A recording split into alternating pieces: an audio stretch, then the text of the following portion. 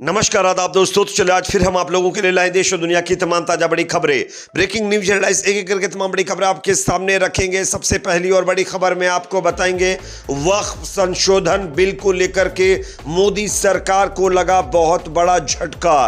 केरल विधानसभा के अंदर वक्फ बिल के खिलाफ प्रस्ताव पास कर दिया गया है और इस बिल को पूरी तरीके से अस्वीकार किया गया है। क्या कहा गया है इस बिल में जिससे मोदी सरकार को बड़ा झटका लगा है वक्फ बिल पर, आगे इसकी पूरी जानकारी देंगे। साथ ही साथ अगली बड़ी खबर में आपको बताएंगे दोस्तों कि केरल के अंदर वायनाड सीट पर उपचुनाव के ऐलान के बाद कांग्रेस पार्टी का बहुत बड़ा फैसला। प्रियंका गांधी वायनाड सीट से चुनाव लड़ेंगी, ये कांग्रेस ने ऐलान कर दिया है। आगे इसकी भी जानकारी देंगे। साथ ही साथ अगली बड़ी खबर में आपको बताएंगे दोस्तों कि बहराइच उत्तर प्रदेश के अंदर 3 दिनों से लगातार फसाद जारी है। 2 दिनों से चल रहे फसाद का सिलसिला तीसरे दिन भी जारी रहा है, जहां पर कुछ मवालियों ने एक दूसरे धर्म के धार्मिक स्थलों को टारगेट किया है। किस तरीके से, आगे इसका वीडियो तस्वीरें भी दिखाएंगे। साथ ही साथ अगली बड़ी खबर में आपको बताएंगे दोस्तों कि उत्तर प्रदेश के सीएम योगी आदित्यनाथ के खिलाफ कांग्रेस पार्टी के नेता राशिद अलवी का बड़ा बयान आया है। उन्होंने सीएम योगी को मुसलमानों के खिलाफ मानसिकता वाला नेता बता दिया है। क्या कहा, इनके पूरे बयान को भी सुनाएंगे। साथ ही साथ दोस्तों बिहार के कैमूर जिले से बड़ी खबर आ रही है, जहां पर मूर्ति विसर्जन जुलूस के दौरान आपत्तिजनक नारे लगाए जाने को लेकर के 150 लोगों के खिलाफ जो है एफआईआर दर्ज की गई है। आगे इसकी भी जानकारी देंगे। साथ ही साथ खबर आ रही है दोस्तों भारत और कनाडा के बीच तनाव अब चरम पर पहुंच गया है। कनाडाई विदेश मंत्री का बड़ा बयान आया है। क्या कहा इन्होंने, इनके बयान को भी सुनेंगे। साथ ही साथ खबर आ रही है दोस्तों जिस बात का डर था आखिरकार वही हुआ। ईरान के हमले में इजराइल को भारी नुकसान हुआ, इसकी चर्चा पूरी दुनिया में हो रही थी, लेकिन इजराइल इस तमाम चीजों को छुपा रहा था। लेकिन अब खुलासा हो गया है 14 दिन के बाद कि इजराइल को सैकड़ों मिलियन डॉलर का नुकसान हुआ है। ये नई रिपोर्ट सामने आई है जो आगे आपको दिखाएंगे। उससे पहले एक छोटी सी रिक्वेस्ट आपसे करेंगे दोस्तों, आपको क्या लगता है जिस तरीके से बहराइच उत्तर प्रदेश में फसाद हुआ है, इसमें सबसे बड़ी विफलता किसकी है? क्या प्रशासन और पुलिस फेल हो गई है? यहां पर कमेंट सेक्शन में अपना फीडबैक जरूर दीजिए। वीडियो को लाइक शेयर, चैनल पर नए तो सब्सक्राइब जरूर कर लीजिए। बात करेंगे पहली और बड़ी खबर की। आप सब जानते होंगे वक्फ संशोधन बिल को पास करवाने के लिए भारतीय जनता पार्टी मोदी सरकार ऊंची चोटी का जोर लगा रही है, लेकिन उसके बावजूद भी इस बिल को पास करवाने में उसको लाले पड़ते हुए नजर आ रहा है। लेकिन इसी बीच केरल पैरा राज्य बन गया है दोस्तों, जहां पर इस बिल के खिलाफ प्रस्ताव पास कर दिया गया है। स्क्रीन के ऊपर आप खबर देख सकते हैं, जहां एक तरफ केरल विधानसभा में वक्फ बिल के खिलाफ प्रस्ताव पेश हुआ है, वहीं दिल्ली में वक्फ विधेयक पर बनी जेपीसी की बैठक से 2 दिनों में दूसरी बार विपक्षी सांसदों ने वॉकआउट कर दिया है।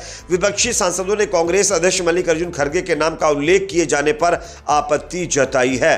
बताया जा रहा है कि केरल विधानसभा ने सोमवार 14 अक्टूबर को सर्वसम्मति से एक प्रस्ताव पारित कर केंद्र सरकार से वक्फ संशोधन विधेयक 2024 को वापस लेने का अनुरोध किया है। यह बिल मानसून सत्र में लोकसभा में पेश किया गया था, लेकिन विपक्ष की आपत्ति के बाद इसे संयुक्त संसदीय समिति यानी जेपीसी को भेजा दिया गया है।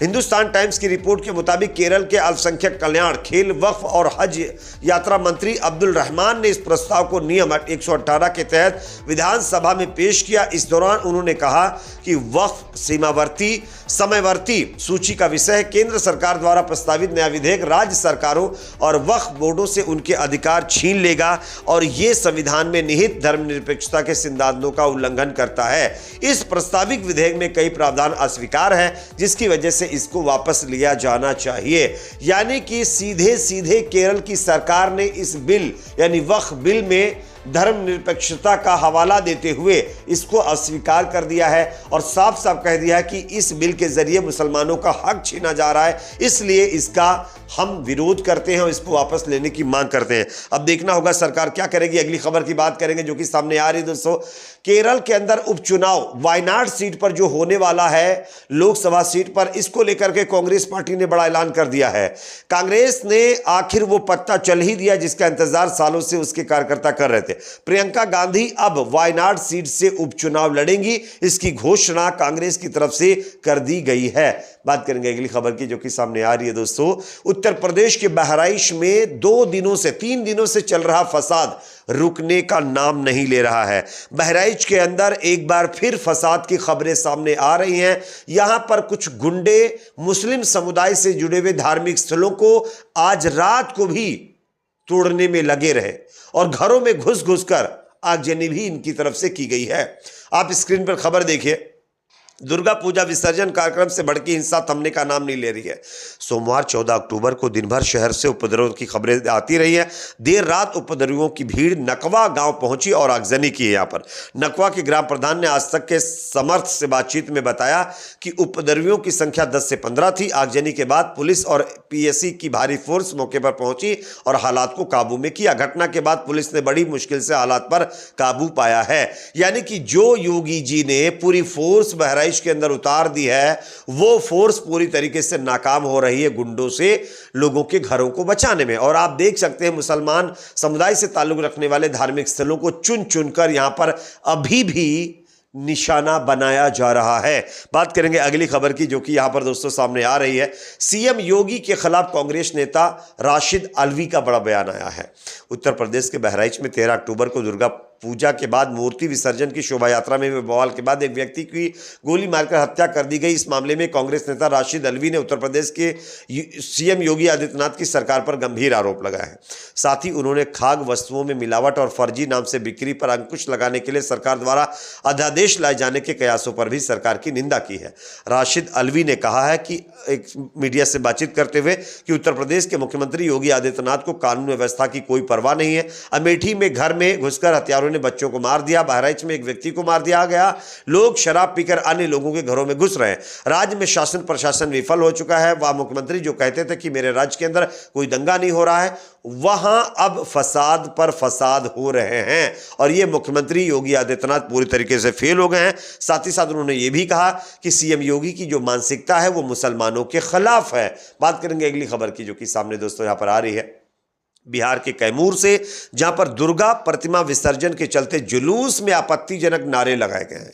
इस मामले में कैमूर के जिला अफसर सावन कुमार एवं कैमूर एसपी ललित मोहन शर्मा के निर्देश पर कुदरा थाने में 24 और 150 अज्ञात व्यक्तियों के खिलाफ विभिन्न धाराओं के तहत प्राथमिकी यानी एफआईआर दर्ज कर दी गई है और डीजे भी जब्त कर लिया गया है। बिहार के कैमूर में फसाद करवाने का प्लान था। दुर्गा विसर्जन, प्रतिमा विसर्जन का कार्यक्रम था, जुलूस निकाला गया और यहीं पर भड़काऊ डीजे के ऊपर आपत्तिजनक नारे लगाए गए हैं और आप देख सकते हैं किस तरीके से फसाद करने का प्रयास किया जा रहा है। बात करेंगे अगली खबर की जो कि सामने आ रही है दोस्तों। भारत कनाडा जो तनाव है वो चरम पर पहुंच गया है। अब कनाडाई विदेश मंत्री का बयान आया। उन्होंने कहा है कि भारत पर हम लगा सकते हैं प्रतिबंध, सभी विकल्प विचाराधीन है। यानी कि भारत के खिलाफ कनाडा लगातार कार्रवाई पे कार्रवाई करता जा रहा है। साथ ही साथ भारत भी कनाडा के ऊपर एक्शन ले रहा है और अब कनाडा के विदेश मंत्री ने कहा है कि हम भारत के ऊपर प्रतिबंध लगा सकते हैं। अगली खबर की बात करेंगे जो कि सामने आ रही है दोस्तों।